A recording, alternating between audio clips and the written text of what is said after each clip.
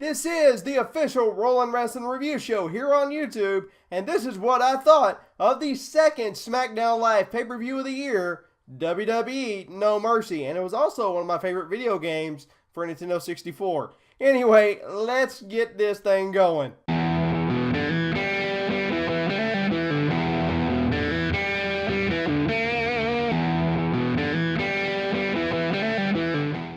How you doing, everybody? I hope you're having a great Monday. My name is Brandon Dudechair Craven, and this is the official Rollin' Wrestling Review of WWE No Mercy.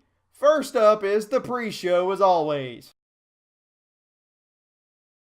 Kurt Hawkins did come out during the pre-show to the ring at No Mercy. He didn't do anything. Just announced his first match is going to be tomorrow night on SmackDown Live. I can't give that a rating. Waste of time. The first and only match on the pre-show was an 8-man tag team match between American Alpha and the Hype Bros versus the Ascension and the Vaudevillains. Good opening match, but I gotta be honest, I hate these multi-man tag team matches to open the show. The reason being is that they don't show the full potential of these teams. American Alpha, if you go back and watch any match they had on NXT, they were fantastic. The Vaudevillains, the same thing. The Ascension, the same thing. The Hype Bros have a lot of potential because you have Zack Ryder, who's a great singles competitor, and you have Mojo Rawley, who, from what I saw, was a good singles competitor. So those two guys right there could make a great tag team in the future. They just have a lot of potential that needs to be tapped. And you can't tap that potential when you're constantly doing 8 or 10-man tags with them. You just can't. Overall, I give this match 2.5 out of 5 stars. Your winners of that match were American Alpha and the Hype Bros. Now, let's look at the main card. Alright, first off, that was the dumbest intro in the history of these pay-per-views. Why in the world, I don't understand how anybody on the creative team could say, hey, let's do a perfume commercial to kick off No Mercy. No. That was the dumbest intro in the history of pro wrestling. It's ridiculous. Anyway, the main event was actually first for the main card. John Cena and Dean Ambrose challenged AJ Styles for the WWE Championship. Absolutely fantastic match. Great highlights by all involved. AJ tapped to both Cena and Ambrose, but it didn't end. The bell rang and it didn't end. The referee ended up restarting the match. Eventually, after all that, AJ introduced a steel chair and pinned Cena. Therefore, your winner and still WWE Champion, the phenomenal AJ Styles. Overall, fantastic match. I'm going to give this a 4 out of 5 stars. Next match on the card was Nikki Bella versus Carmella in a rivalry that has been brewing for the last few months. Carmella was dominant for most of the match. Great match. Absolutely great match. Your winner, though, Nikki Bella. Overall, I'm going to give this match a 3 out of 5 stars. Personally, I would have liked to have seen Carmella go over simply because she's one of the newer girls on the block. And honestly, it would have been nice to see her go over because, you know, that way these new girls can kind of come in and kind of phase in and take over. I don't want to say Nikki Bella's old news because she's really not, but, you know, she's a veteran that needs to step aside and let some of these new girls try to take over. I'm not saying Nikki Bella's not good. I think she's great. But it's time to kind of phase these new girls in and kind of let them start taking more of the load off of these veterans. And just let them kind of take over and push into the new era. Up next, for the SmackDown Tag Team titles, the Usos challenged the current Tag Team Champions of Slater and Rhino. The Usos are an amazing tag team. Great performance by them throughout this match. They played the perfect heels, Heath Slater and Rhino. Let's talk about them for a minute. Rhino is a legitimate performer. I will give him that. He is a great performer. He's a legitimate, just awesome performer. Heath Slater will be nothing more than a glorified mid-carder, in my opinion. Dolph Ziggler, until last night, when he had his great match with The Miz for the Intercontinental title, I'll get to more of that in a minute, Dolph Ziggler is where Heath Slater should be. Dolph Ziggler is a great performer and should not be losing every single match he was in. That's just my opinion, though. And unfortunately, the joke that is the WWE Tag Team Championship continues because your winners and still Tag Team Champions, Heath Slater and Rhino. The joke is no longer funny. You have a lot of legitimate tag teams in your SmackDown Tag Team division. American Alpha, you drafted these tag teams for a reason. American Alpha, the Vaudevillains, the Hype Bros, the Ascension, and the Usos. You drafted those tag teams for a reason.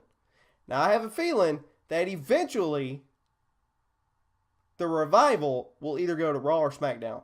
I hope they go to SmackDown. And I hope Heath Slater and Rhino are no longer a tag team. Because the tag team division on SmackDown is one of the best tag team divisions in WWE right now, in my opinion. So, I don't know what the creative is thinking by keeping the tag team titles on Heath Slater and Rhino, but it's gotten to the point that the joke is over. It's honestly over. Put them on somebody else. Put them on one of the premier tag teams of your division. Not a joke of a tag team like Heath Slater and Rhino. Please, do us all a favor. Overall, I'm going to give that match 2 out of 5 stars.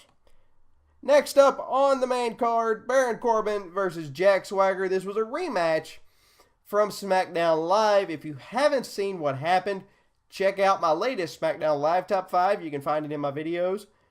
Good match, once again by the big guys. Using a thumb to the eye, your winner, Baron Corbin. Overall, 3 out of 5 stars. I think Baron Corbin has the opportunity to be a major heel on SmackDown, so we'll see what happens. Next up is a match that I've been looking forward to for weeks. It's the Intercontinental Championship versus Career, as Dolph Ziggler challenges The Miz for the Intercontinental title. If Dolph Ziggler loses, his career is over. Great match by both men. The Spirit Squad even tried to get involved yet again. And after a super kick, your winner and new Intercontinental Champion, Dolph Ziggler. Thank God. Because Dolph really needed something, and this is a start. Like I said before, Dolph Ziggler was where, up until last night, Dolph Ziggler was where Heath Slater should be. Dolph Ziggler should not be losing every single week to people like Baron Corbin. Now, if he lost to The Miz, since he's been losing to The Miz, I can see that because you're pushing The Miz. I can see that happening. I can see what's going on there. I'm cool with that. But losing to people like Baron Corbin, just it shouldn't happen to somebody like Dolph Ziggler. He's a talented performer, a great guy, and he really deserved this title push. Overall, I'm going to give that match 4 out of 5 stars. Next up, what should have been Alexa Bliss versus Becky Lynch ended up being Alexa Bliss versus Naomi. The reason being is because currently Becky Lynch is out with a injury right now, an undisclosed injury. So Alexa Bliss will get her rematch in November in Ireland, or Scotland. So that's going to be a really good match. But for last night, we had Alexa Bliss versus Naomi. Nice match. Surprisingly, Naomi picked up the victory. It was a little bit surprising because Alexa Bliss needs all the steam she can get going in her title match against Becky Lynch. So this was kind of surprising for me. Overall, and I'm not saying anything against Naomi. I like Naomi. I like her current character. It's a really cool character, and I think she's very talented. Overall, though, I give this match 2.5 out of 5 stars. Up next is your main event of the evening. The Apex Predator, Randy Orton, versus the Eater of Worlds, Bray Wyatt. Bray Wyatt was dominant for the most part of this match, which is refreshing to see because Bray Wyatt, he's usually dominant, but he's not very dominant these days. Orton took control later in the match and was going for the RKO when a returning Luke Harper distracted Randy Orton to allow Wyatt to pick up the win after hitting Sister Abigail. Great matchup. Overall, I'm going to give this a 3.5 out of 5 stars. Should it have been the main event? In my opinion, no. The Intercontinental title match, because there was so much going into that match, so much stipulation going into that match, that should have been your main event. They talked about this last night on Talking Smack after No Mercy was over. Yes, that should have been the main event for last night. You could have even co-main evented Bray Wyatt and Randy Orton with the Intercontinental title match, and that would have been okay too, but honestly, the Intercontinental title match should have been the true main event in my opinion. But still, this was a great match, and it was great to see Bray Wyatt pick up a win for a change. So hopefully with Luke Harper coming back into the mix, hopefully this is going to be something great for Bray Wyatt going forward, and Luke Harper as well. So it's going to be really interesting to see what happens. Let's take a look at my match of the night. My match of the night, of course, has to go to Dolph Ziggler and The Miz for the Intercontinental title. Great match by both competitors. Cannot wait to see what comes of this because there was so much leading into this match. You got to imagine there's going to be some kind of fall off going into their continued rivalry because I can't imagine they're not going to continue this rivalry going forward because it's such a good rivalry and it's just awesome to watch every week. Overall, I'm going to give this pay-per-view a 3.5 out of 5 stars. Fantastic pay-per-view, really great matches. For me, a lot of the matches did live up to the hype, but the pay-per-view itself, to me, just wasn't that great of a pay-per-view.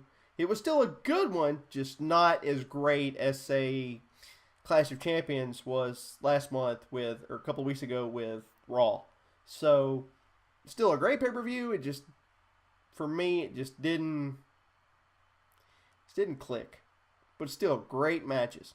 That's going to do it for my review of WWE No Mercy. Let me know what you thought of the pay-per-view in the comments below. Let me know some of your favorite matches and what you would rate them.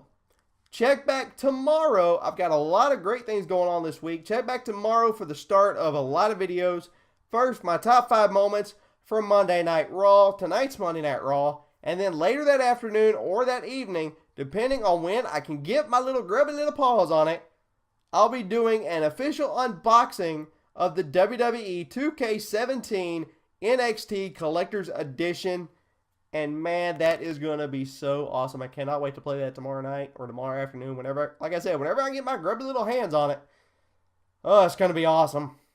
And on Wednesday, don't forget, like always, my top 5 moments from SmackDown Live. Also, it was supposed to come out this weekend, but I had internet issues. I will be reviewing episode 2 of the Telltale Batman series and a review of a local band here in town. They sent me a few of their songs a couple of weeks ago, and I've had a chance to listen to them. Like I said before, they're a great band, and I'll talk more about that later on this week. And as always, don't forget to give me a like, share, and subscribe. My name is Brandon Duchair Craven. God bless you. I am down for the 3 count. 1, 2, 3. And I will see you all tomorrow right here on the Rolling Wrestling Review YouTube channel. See ya!